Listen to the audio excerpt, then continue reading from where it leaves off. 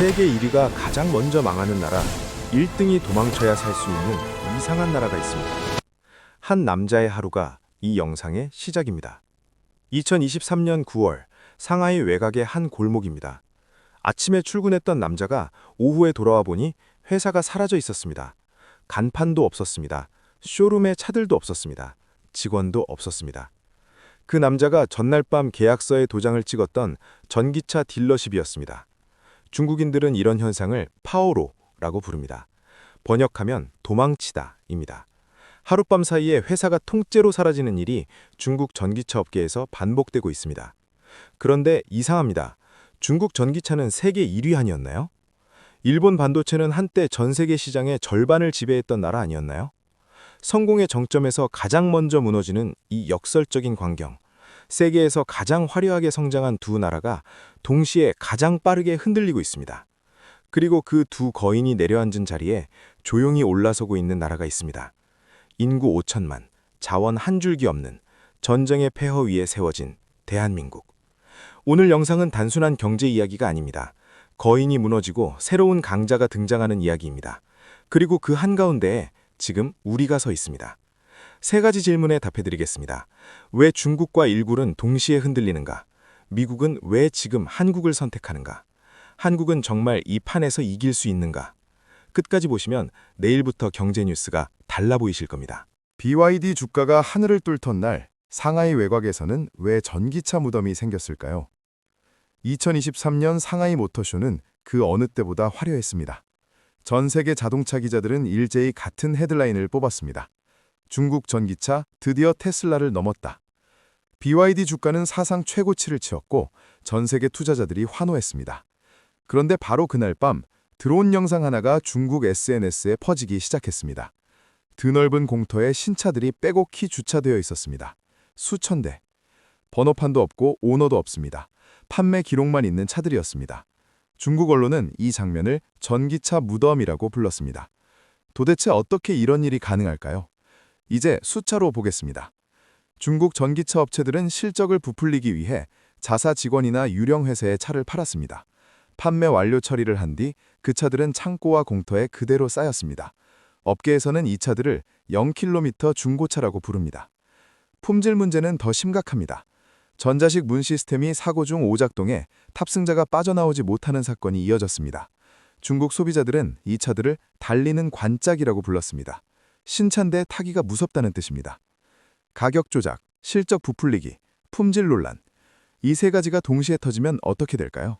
신뢰가 붕괴됩니다. 신뢰가 무너진 제품은 아무리 싸도 팔리지 않습니다. 이제 일본으로 건너가 보겠습니다. 1988년 일본 반도체의 전체 시장 점유율은 50.3%였습니다. 특히 D램 분야에서는 전 세계의 80%를 장악했습니다. 세계 10대 반도체 기업 중 6개가 일본 기업이었습니다. 인텔마저 1985년 메모리에서 손을 뗐습니다. 그 30년의 자존심이 지금 어디 있을까요? 키옥시아는 웨스턴 디지털과의 합병이 결렬된 채 2024년 말 홀로 상장했습니다. 첨단 로직 반도체 분야에서는 TSMC와 삼성의 20년 격차를 인정한 상태입니다. 왜 이렇게 됐을까요? 우연이 아닙니다.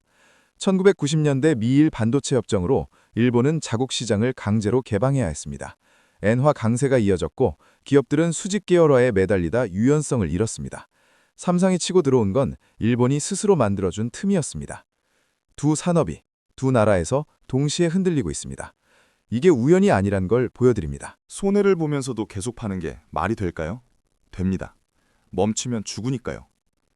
2022년 중국 정부가 전기차 보조금 지급을 전격 중단했습니다. 그 순간 중국 전기차 시장은 치킨 게임의 지옥도로 변했습니다. BYD, 리오토, 니오, 샤오펑. 살아남은 업체들이 서로 가격을 낮추기 시작했습니다. 최대 47% 할인 판매를 감행하는 업체도 나왔습니다. 원가 이하로 파는 겁니다. 핸들을 꺾는 쪽이 지는 싸움입니다. 왜 멈추지 않을까요? 멈추면 바로 죽기 때문입니다. 생산 라인을 세우면 고정비가 그대로 쏟아집니다. 직원 월급을 줄 수 없습니다. 그러니 손해를 봐도 일단 팔고 내년엔 나아지길 바라는 겁니다. 그런데 여기서 중요한 질문이 하나 있습니다. 왜 중국 업체들은 보조금 없이 자생이 안 됐을까요? 중국 전기차 산업은 10년 넘게 국가 보조금으로 가격 경쟁력을 만들었습니다. 원가 구조 자체가 보조금 포함 기준으로 짜여져 있었습니다. 보조금이 사라진 순간 버틸 방법이 없어진 겁니다. 조금 더 냉정하게 정리해 보겠습니다. 2019년에 약 500개였던 중국 전기차 업체는 지금 100여 개 수준으로 줄었습니다. 살아남은 업체들의 평균 영업이익률은 마이너스 53%입니다. 100원어치를 팔면 53원을 잃는다는 뜻입니다. 성장하면서 동시에 망해가는 산업입니다. 웨이마 자동차는 파산했습니다. 스마트 EV의 미래라 불리던 하이파이도 생산을 멈췄습니다. 지난해 중국에서 약 5만 2천 개의 전기차 관련 기업이 문을 닫았습니다. 전년 대비 90% 증가입니다. 그렇다면 BYD는 괜찮을까요? 1등인이 웃고 있을까요? BYD는 살아남았고 점유율도 높습니다. 그런데 2024년 BYD의 영업이익률은 5% 안팎입니다. 판매량 세계 1위인데 수익률은 제조업 최하위권입니다. 많이 팔수록 조금씩 덜 손해보는 구조입니다. 이건 가격 전쟁이 아닙니다. 구조 붕괴입니다. 신뢰가 무너진 제품은 아무리 싸도 팔리지 않습니다. 치킨 게임의 폐허 위에서 세계의 체스판은 이미 다음 수를 두고 있었습니다. 법 하나로 중국 배터리 6대 기업을 미국에서 퇴출시킬 수 있다면 그 빈자리는 누가 채울까요? 2023년 12월 미국 의회에서 단 한 줄의 법안이 통과됐습니다. 해외 적대국 배터리 의존도 감소법, FEOC 법입니다. 쉽게 말하면 중국 배터리를 빼는 법입니다. 이름이 길지만 내용은 간단합니다. 중국 회사가 만든 배터리가 들어간 전기차는 미국에서 세금 보조를 받을 수 없습니다. 세금 보조를 못 받는다는 건 사실상 미국 시장에서 팔리기 어렵다는 뜻입니다. 타깃이 기업들의 이름을 읽겠습니다. CATL, BYD, CALB, 고션, 이브에너지, 코스고. 중국 6대 배터리 기업 전부입니다. 이 장면을 숫자로 보면 더 놀랍습니다. 테슬라가 움직였습니다. 포드가 움직였습니다. GM이 움직였습니다. 그들이 선택한 새로운 파트너는 LG 에너지 솔루션, 삼성 SDI, SK온입니다. 미국 빅3가 동시에 같은 방향을 본 겁니다. 2022년 기준 미국 전기차 배터리 시장에서 한국 배터리의 점유율은 23%였습니다. FEOC 규정 적용 이후 업계는 2027년까지 이 점유율이 50%를 넘어설 것으로 전망합니다. 2배 이상의 폭발적 성장이 법 하나로 열린 겁니다. 그런데 더 중요한 건 따로 있습니다. 배터리는 단순한 부품이 아닙니다. 배터리는 에너지 안보입니다. 미국이 중국에서 한국으로 에너지 안보의 공급자를 바꾸고 있는 겁니다. 이게 얼마나 거대한 지각 변동인지 아직 많은 분들이 실감 못하고 계십니다. 미국의 법이 한국의 시장을 만들어주고 있습니다. 미국이 빗장을 잠그는 순간 판의 말들은 일제히 자리를 바꾸기 시작했습니다. 그렇다면 일본은 손 놓고 있을까요? 30년 동안 쌓인 기술 격차를 5년 만에 뛰어넘겠다고 선언한 나라가 있습니다. 가능할까요? 홋카이도, 일본 북쪽 끝자락의 추운 땅입니다. 그 설원 위에서 지금 엄청난 일이 벌어지고 있습니다. 2022년 일본 정부와 도요타, 소니, 소프트뱅크를 포함한 8개 대기업이 힘을 합쳐 새 회사를 세웠습니다. 이름은 라피더스입니다. 라틴어로 빠른이라는 뜻입니다. 목표는 단 하나, 2027년까지 2나노 반도체 양산입니다. 이게 얼마나 무모한 선언인지 한 줄로 설명하겠습니다. 2022년 당시 일본이 자체 생산하는 최첨단 로직 반도체는 40나노였습니다. 반면 TSMC와 삼성은 이미 2나노 경쟁을 벌이고 있었습니다. 20년의 기술 격차를 5년 만에 건너뛰겠다는 선언입니다. 일본 정부가 약속한 초기 지원금은 27조 원입니다. 그런다 업계 전문가들은 이렇게 말합니다. 27조는 시작일 뿐이다. 양산 체계를 구축하려면 최소 66조 원이 필요하다. 돈이 문제가 아닙니다. 진짜 문제는 사람입니다. 앞으로 10년간 일본 반도체 업계에서는 4만 명의 숙련 엔지니어가 부족합니다. 30년 동안 산업이 쪼그라들면서 기존 베테랑들은 은퇴했습니다. 공장을 지어도 돌릴 사람이 없는 상황입니다. 한 업계 전문가는 이렇게 말했습니다. 라피더스는 훌륭한 꿈이다. 하지만 꿈을 현실로 만들 시간과 인력과 경험이 없다. 꿈과 현실 사이의 거리, 그게 지금 일본의 좌표입니다. 물론 일본을 완전히 무시할 수는 없습니다. 반도체 소재와 장비 분야에서 일본은 여전히 세계 최고입니다. 반도체를 만드는 재료를 쥔년합니다. 하지만 재료를 쥐고 있는 것과 반도체를 직접 만드는 건 다른 이야기입니다. 일본의 도박이 결론나기 전까지 그 시간을 한국이 씁니다. 이제 하늘에서 바다로 내려가 보겠습니다. 새 배를 사면서 왜 한국산은 프리미엄을 내고 사고 중국산은 30-40% 싸게 팔릴까요? 한 유럽계 해운사 임원이 이런 이야기를 했습니다. 우리는 중국 조선소에서 대형 컨테이너선을 인도받았습니다. 인도받은 지 3년째 되던 해에 주 엔진이 멈췄습니다. 정상적인 선박 엔진 수명은 20년에서 25년입니다. 3년 만에 멈춘 겁니다. 어떻게 이런 일이 가능할까요? 콜드스팟이라는 문제가 있습니다. 용접 불량이나 단열재 부실 시공으로 선체 일부가 비정상적으로 냉각되는 현상입니다. 시간이 지나면 선체에 균열이 생깁니다. 바다 한가운데서 말이죠. 이건 불편함의 문제가 아닙니다. 생존의 문제입니다. 이제 숫자로 보겠습니다. 국제해사 검사기관 데이터에 따르면 중국산 선박의 결함 발견 비율은 한국산의 약 3내 4배입니다. 건조된 지 5년 미만인 중국산 선박의 중고 가격은 같은 년식 한국산 대비 30-40% 낮게 거래됩니다. 품질 불신이 가격표에 그대로 찍혀 있는 겁니다. 업계 추정에 따르면 중국 조선업이 품질 논란으로 잃은 수주와 손실은 100조 원 규모입니다. 서울시 연간 예산의 2배가 넘는 금액입니다. 가격 차이는 신뢰의 크기입니다. 지금까지 붕괴의 현장 3곳을 봤습니다. 그 자리를 채우는 건 누구입니까? 일본이 수출 규제를 단행했을 때 한국은 무너졌을까요? 아니면 그 위기가 오히려 기회가 됐을까요? 한국의 반전은 하루아침에 이루어진 것이 아닙니다. 위기가 왔을 때 한국은 도망치지 않았습니다. 그 위기를 무기로 만들었습니다. 2019년 여름, 일본이 반도체 핵심 소재 3가지의 수출을 규제했습니다. 불화수소, 포토레지스트, 블랭크 마스크. 반도체를 만드는데 반드시 필요한 소재들이었습니다. 당시 업계에서는 수개월 내 생산이 중단될 수 있다는 말까지 나왔습니다. 그런데 4년 후 결과가 나왔습니다. 한국은 블랭크 마스크 국산화에 성공했습니다. 일본 의존도를 80%에서 30% 이하로 낮췄습니다.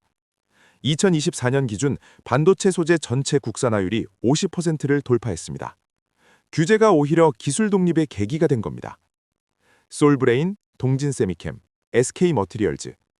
일본 규제 이후 이 기업들이 세계 시장에서 존재감을 키웠습니다. 위기가 산업 생태계를 두텁게 만든 겁니다. 조선업도 마찬가지입니다. 조금 더 냉정하게 정리해 보겠습니다.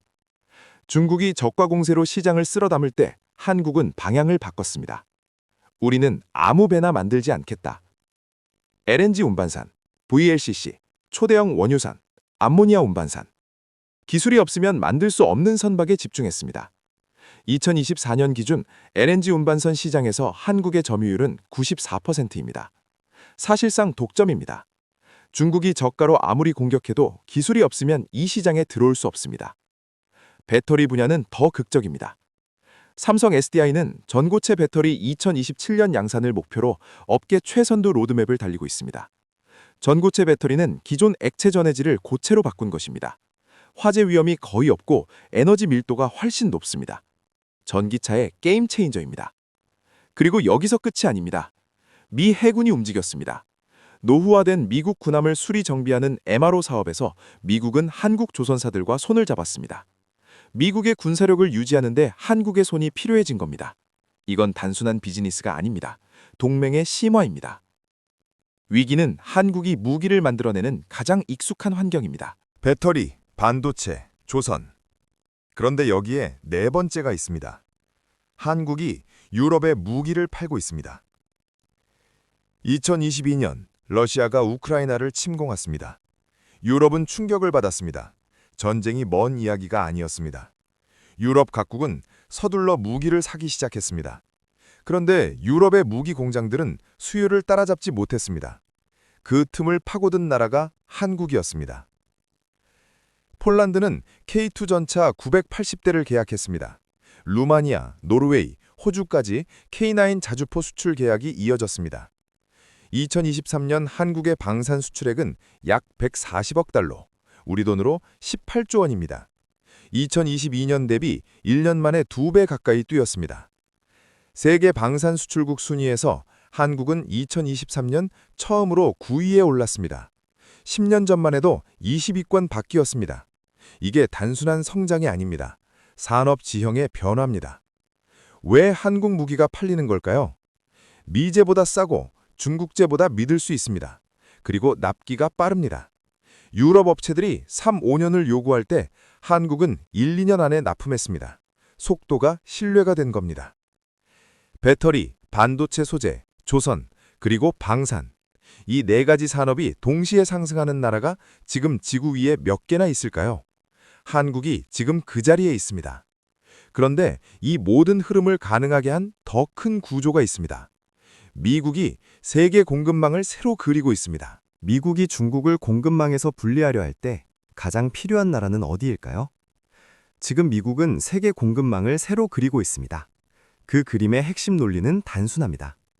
믿을 수 없는 나라의 제품에 의존하지 않겠다. 그 믿을 수 없는 나라는 중국을 지칭합니다. 미국이 그리는 새 공급망 벨트를 한 문장으로 표현하면 이렇습니다. 미국, 한국, 인도로 연결되는 인도태평양 제조 벨트.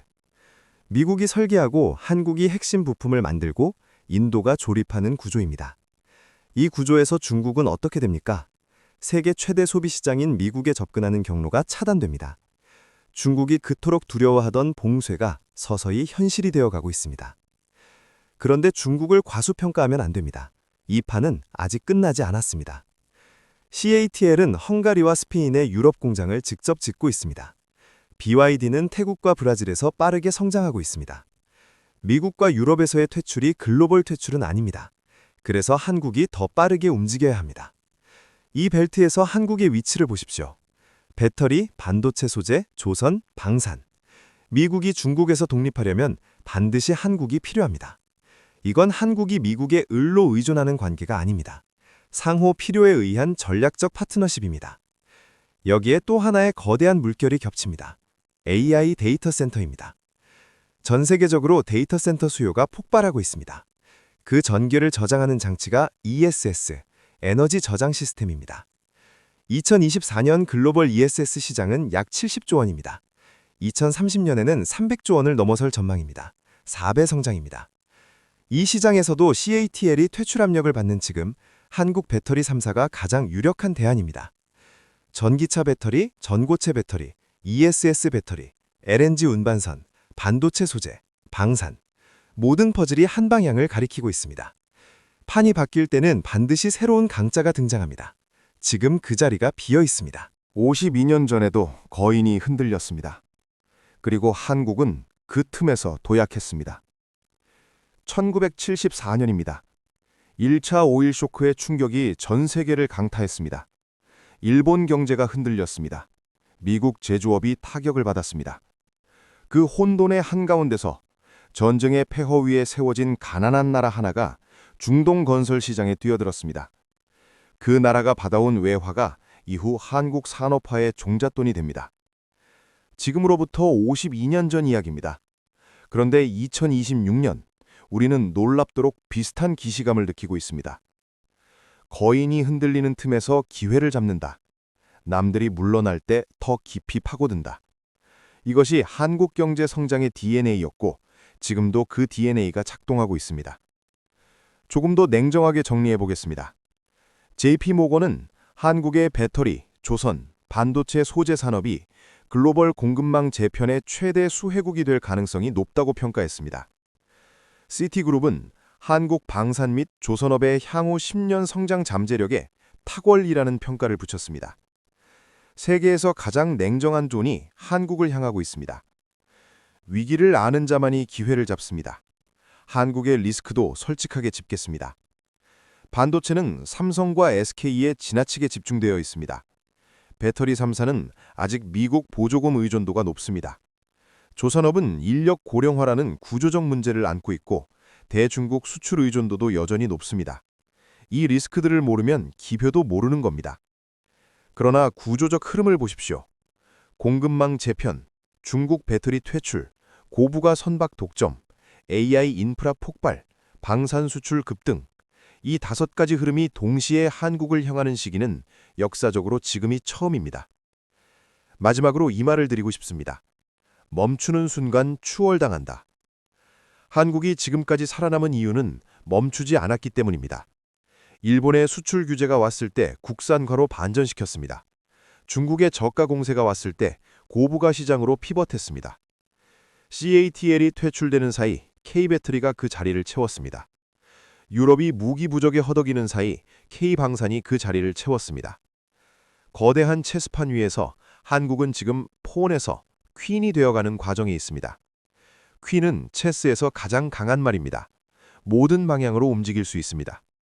그 여정이 어디서 끝날지는 아무도 모릅니다. 하지만 방향은 분명합니다.